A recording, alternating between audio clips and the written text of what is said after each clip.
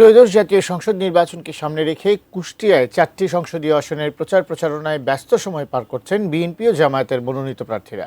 NCP, গণ অধিকার পরিষদ ও ইসলামী আন্দোলনের প্রার্থীদের নাম শোনা গেলেও দেখা নেই তাদের। কুষ্টিয়ার প্রতিনিধি শরীফুল ইসলামের পাঠানো তথ্য ও ছবি নিয়ে কুষ্টিয়ার নির্বাচনী হালচাল। চায়ের দোকানে নির্বাচনী আড্ডা, হাটে বাজারে ভোটের শোরগোল, পাড়া মহল্লায় জমে উঠছে ভোটের হাওয়া।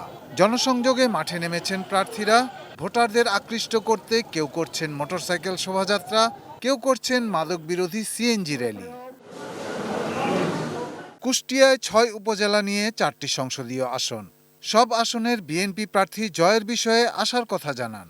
বিএনপি গণতন্ত্রের দল, সার্বভৌমত্বের দল, স্বাধীনতার দল, যেই ষড়যন্ত্রই হোক না কেন বিএনপির যে জনপ্রিয়তা, সেই জনপ্রিয়তা কমবে না বলে আমি বিশ্বাস করি। বিএনপি অনেক বড় একটা দল।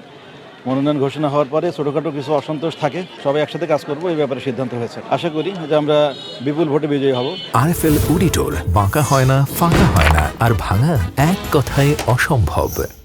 যাতে আমি পুনরায় জিততে পারি সামনে ত্রয়োদশ জাতীয় সংসদ নির্বাচনে, সেই চেষ্টা করব এবং আমার প্রত্যাশাও এইটি। তবে কুষ্টিয়ার 4টি আসনেই বিএনপির মনোনয়ন বঞ্চিতদের কোন্দল দৃশ্যমান। দলীয় কোন্দল হতে পারে বিজয়ের বাধা। তবে কুষ্টিয়াবাসী দাঁড়িপাল্লাকেই বেছে নেবেন এমন প্রত্যাশা জামায়াতে ইসলামীর প্রার্থীদের।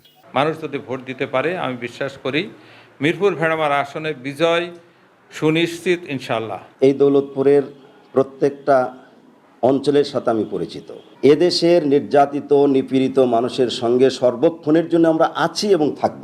প্রত্যেকেই প্রায় বাড়ি থেকে বের হয়ে আমাদের সালামের জবাব দিয়েছে। নির্বাচনে ইনশাল্লাহ দাঁড়িপাল্লা বিপুল ভোটে বিজয় হবে। এনসিপি, গণ অধিকার পরিষদ ও ইসলামী আন্দোলনের প্রার্থীদের মাঠে দেখা না গেলেও তাদের দাবি জনগণ পরিবর্তন চায়। জয়ের বিষয়ে তারাও আশাবাদী। জনগণ চাচ্ছে এবার একটা পরিবর্তন। দীর্ঘদিন মানুষ দেখছে, এখন আর মানুষ চাচ্ছে না, এখন চাচ্ছে নতুন কিছু আসুক।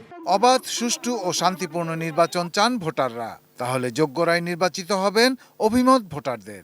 আমরা আসলে আতঙ্কিত যে এই নির্বাচনগুলো আসলে কিভাবে হবে। সুষ্ঠু নির্বাচন চাই, আমরা কোনো মারামারি চাই না। সৎ একজন যোগ্য ব্যক্তি এমপি হিসেবে আমরা দেখতে চাই, ভালো করতে পারবে তাদের চাই। সরকার যদি আন্তরিক হয় তাহলে নির্বাচন কমিশনের সাহস পাবে, বা উনিও কিন্তু স্বাধীনভাবে তার যে সমস্ত আইন কানুন বা নির্বাচন পালন করতে গেলে যা লাগে সবই করতে পারবে।